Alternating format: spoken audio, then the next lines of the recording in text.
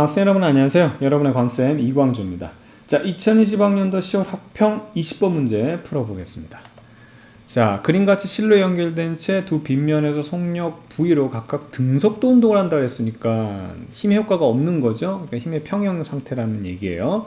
물체 AB가 수평면 P를 동시에 지나는 순간 실이 끊어졌고요. 이후 각각 등가 속도 힘을 받았다는 얘기예요. 여기서는 직선 운동을 해서 수평선 Q를 동시에 여기서부터 여기까지 동시에 지났다라고 합니다.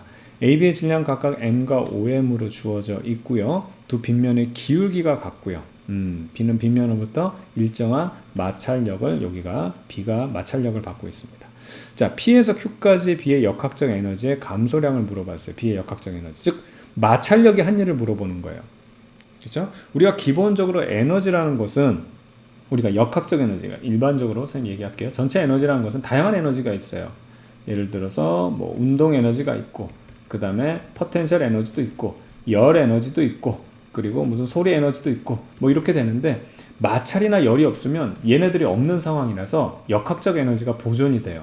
근데 마찰이나 열이 있다면 얘네들이 운동 에너지와 포텐셜 에너지 말고도 다른 열 에너지나 소리 에너지로 전환이 되기 때문에 역학적 에너지는 얘네 둘의 합만 얘기하거든. 그러니까 보존이 안 되는 거예요. 근데 우리가 여기서 보면 마찰력이 있기 때문에 마찰력이 한 일이 열 에너지 형태로 빠져나갈 거란 말이야. 그래서 이쪽 부분은 역학적 에너지가 보존이 안 되는 부분, 대신 여기는 마찰이 없기 때문에 이런 전환이 안 돼, 여기서는. 그래서 여기는 역학적 에너지가 보존되는 부분입니다. 근데 역학적 에너지 감소량을 물어봤기 때문에 쉽게 말하면 마찰력의 한일을 구하는 거예요.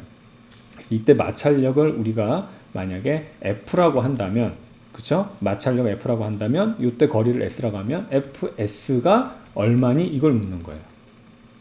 아시겠죠? 그래서 이 문제는 마찰력의 한일이 얼마냐를 묻는 건데, 그게 지금 MV의 제곱에서 속력 형태로 주어졌으니까 그 조건을 따져서 우리가 이제 이걸 살펴보면 되겠죠. 자, 우선은 봐봐요. 가장 핵심적인 거는 빗면이 이렇게 돼 있잖아요. 그쵸? 빗면이 되는데 기울기가 같으면, 자, 이쪽에 얘가 빗면 뭐 여기 보면 사인, 코사인 그런 거 쓰지 않더라도 여기서 잡아당기는 힘 F라고 한다면 여기에 만약에 EM짜리가 있죠. 그럼 얘는 얼마큼 잡아당긴다? EF로 당겨요. 그래서 빗면에서는 같은 높이의 빗면에서 떨어지는 속력은 똑같습니다. 이거는 중력장에서 똑같아요. 마찰력이 없을 때 개미하고 코끼리가 똑같이 떨어진 이유가 그거예요. 개미는 살살 잡아당기고 그 다음에 어떻게? 코끼리는 세게 잡아당긴다. 그러니까 빗면이 똑같으면 이거 똑같은 거야. 중력과 똑같은 건데 중력보다는 얘가 받쳐주는 힘이 있기 때문에 그걸 좀 느리게 하는 거지. 이거 세우다 보면 그냥 중력하고 똑같은 거거든. 아시겠죠? 그래서 코끼리는 세게 잡아당기고 개미는 살살 잡아당기는 것처럼 얘도 만약 같은 빗면이라면 만약에 질량이 2배다 그러면 2배 세게 잡아당기고 얘는 뭐 1배로 잡아당기기 때문에 그만큼 이 질량이 큰 애는 세게 잡아당기고 얘는 살살 잡아당겨서 동시에 떨어지는 겁니다. 같은 높이에서는. 이해가죠? 그럼 얘가 F로 잡아당긴다고 한다면 얘는 얼마로 잡아당기는 거예요? 5F로 잡아당기는 거예요. 왜냐하면 같은 빗면이라고 했기 때문에. 그럼 봐봐요. 요 처음 조건에서 얘들이 등속도 운동을 한다고 했어요. 그럼 이쪽에도 똑같이 F로 잡아당기고 있죠. M짜리니까. 얘는 얼마로 잡아당기고 있어요? 5M짜리니까 5F로 당기고 있는데 얘네들은 힘의 평형이에요. 왜냐하면 등속도 운동을 하고 있기 때문이에요.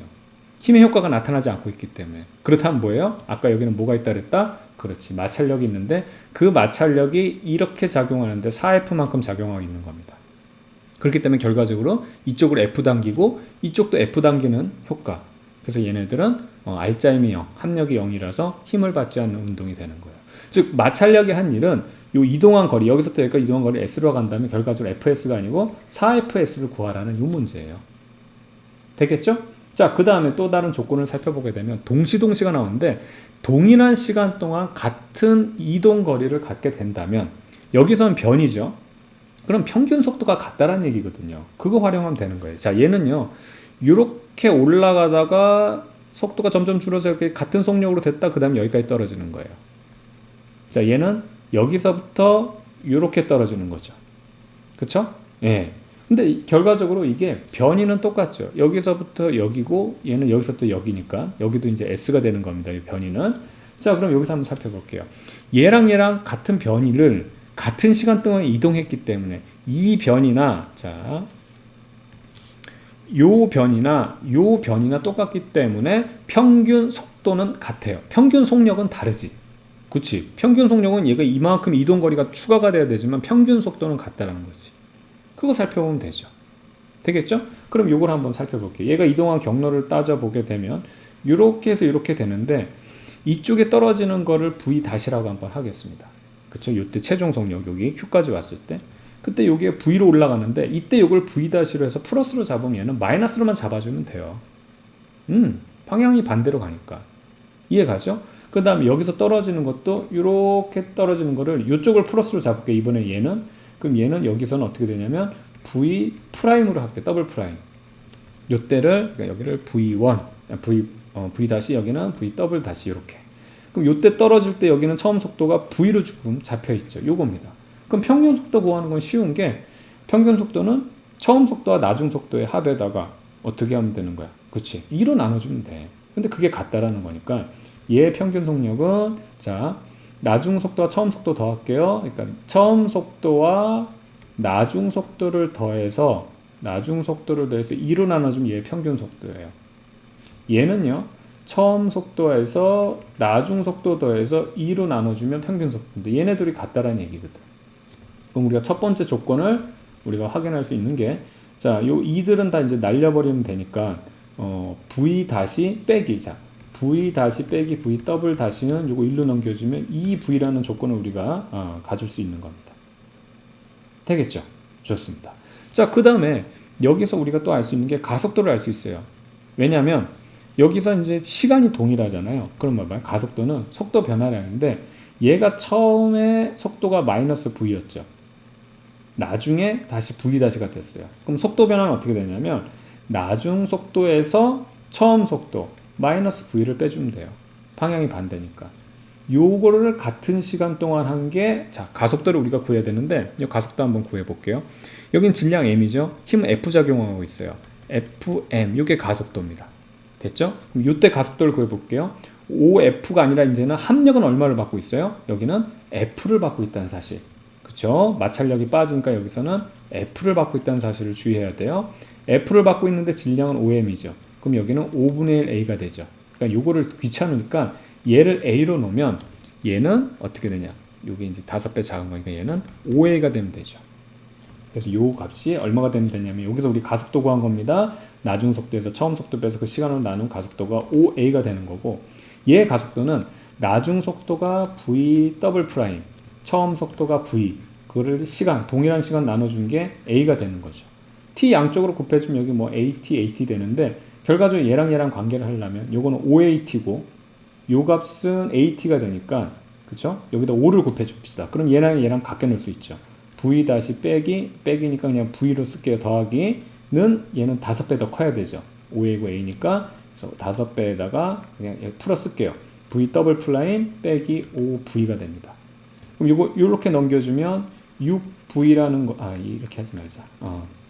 요거를 이렇게 넘겨주면 V 프라임과 빼기 5V 더블 프라임 요거 한 것이 어떻게 되냐면 마이너스 6V가 되거든요. 이게 두 번째거든요. 됐죠? 그럼 첫 번째와 두 번째를 우리가 그냥 빼줘 버립시다. 빼줘 버리게 되면 어떻게 되냐면 4VW 요거 그냥 여기서 빼버리면 4VW는 어떻게 8V가 되죠. 그래서 더블 프라임은 4V가 됩니다. 2V죠.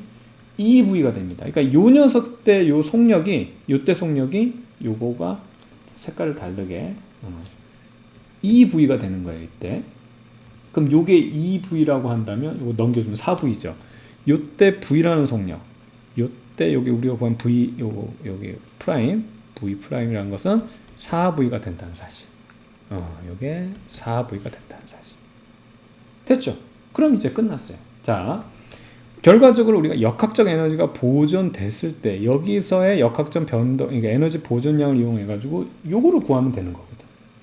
그럼 처음에 여기서 이렇게 마이너스 V로 가다가 정지했다가 여기까지 오면 다시 V가 되죠. 그쵸? 그럼 요때 운동 에너지를 구해 볼게요. 어떻게 구하냐면 자리가 여기다 없으니까 여기다 할게요. 2분의 1 m v 제곱이에요. 요때 운동 에너지.